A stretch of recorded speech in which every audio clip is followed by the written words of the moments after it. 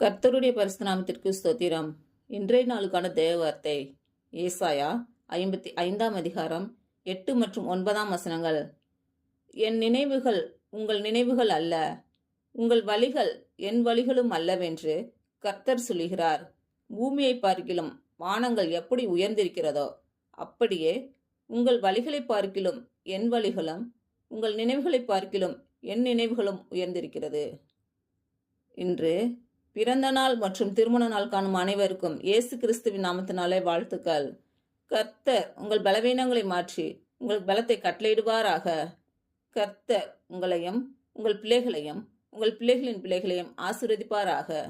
கர்த்தர் உங்களோடு இருந்து உங்கள் பணிகளையும் உங்கள் பயணங்களையும் ஆசீர்வதிப்பாராக. ஆமேன்.